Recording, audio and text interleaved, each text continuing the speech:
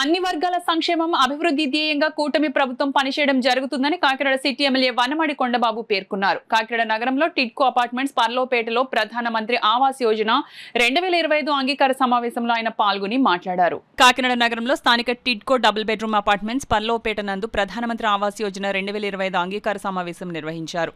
కాకినాడ నగరపాలక సంస్థ ఆధ్వర్యంలో జరిగిన కార్యక్రమానికి టౌన్ ప్లానింగ్ ఆఫీసర్ శైలజ అధ్యక్షత వహించగా కాకినాడ సిటీ ఎమ్మెల్యే వనమాడి కొండబాబు ముఖ్య అతిథిగా పాల్గొని టిడ్కో సముదాయాల వద్ద మొక్కలు నాటి టిడ్కో ప్రాంత వాసుల సమస్యలు అడిగి తెలుసుకుని సమస్యల పరిష్కారానికి అధికారులకు తగిన సూచనలు చేశారు. ఈ సందర్భంగా ఎమ్మెల్యే కొండబాబు మాట్లాడుతూ అన్ని వర్గాల సంక్షేమం అభివృద్ధి ధ్యేయంగా కూటమి ప్రభుత్వం పనిచేయడం జరుగుతుందని, దానిలో భాగంగానే నిరుపేదలందరికీ సొంతింటి కలను నెరవేర్చడం జరుగుతుందన్నారు. ఈ కార్యక్రమంలో టీడీపీ మాజీ కార్పొరేటర్ తుమ్మల రమేష్, సునీత, టీడీపీ నాయకులు తుమ్మల రమేష్, తుమ్మల కొండలరావు, 29వ డివిజన్ మాజీ కార్పొరేటర్ బలరాం, గుజ్జుబాబు, సికోటి అప్పలకొండ, గంపల లక్ష్మణరావు, కార్పొరేషన్ సిబ్బంది, ఆర్పీలు తదితరులు పాల్గొన్నారు. అనేక ప్రాంతాల నుంచి వస్తారు ఇక్కడికి. ఈ ప్రాంత ప్రజలకు ఒక సొసైటీగా ఏర్పాటు చేసి సమస్యలు పరిష్కారం చేసుకుని పెద్ద వేదిక. అదే కాకుండా ఈరోజు ప్రభుత్వాన్ని కూడా విజ్ఞప్తి చేసుకుంటున్నాను నేను మీ ద్వారా. ఈరోజు టిట్వేలు అనేది టిట్వేలు ముఖ్యమంత్రి చంద్రబాబు నాయుడు గారు కలలు ఇవి పేదవాడికి టిట్వేలు కట్టి అక్కడ అన్ని సదుపాయాలు కల్పించాలని కలగన్నారండి. ఆ విధంగానే కట్టారు.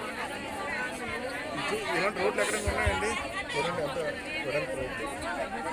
ఈ టిట్వేలు కట్టిన చోట అదొక కొత్త సిటీగా డెవలప్ చేయాలి. ఆ ప్రాంతాన్ని ఒక కొత్త వాతావరణం తీసుకురావాలని చెప్పి పేదవాడు ఉండే ప్రాంతం కాదు, గొప్పవాడు ఉండే ప్రాంతంలో తయారు చేయాలని కళ్ళకన్నారు.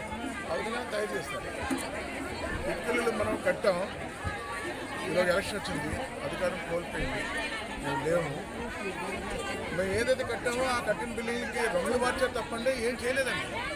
ఇల్లు ఇచ్చేస్తారు, సదుపాయాలు లేవు. ఈరోజు చూడండి, నీళ్ళు లేవంటున్నారు, కరెంటు సరిగ్గా లేదంటున్నారు.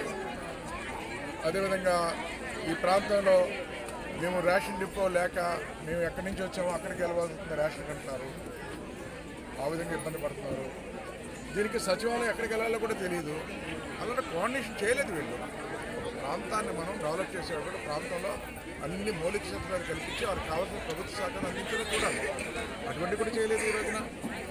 ఈరోజు ఈ వేదిక ఆ విధంగా ఉపయోగపడుతుంది. వాళ్ళలోకి అవేర్నెస్ తీసుకురావడమే కాకుండా వాళ్ళకు ఉన్న సమస్యలు తెలుసుకొని ఏదైతే టిట్వేలు ఉన్నాయో ఈ ప్రాంతంలో చంద్రబాబు నాయుడు గారు ఏదైతే కళ్ళకున్నారో ఆ కళను నిజం చేయడం కోసం ఈ వేదిక ఉపయోగపడుతుందని మీ ద్వారా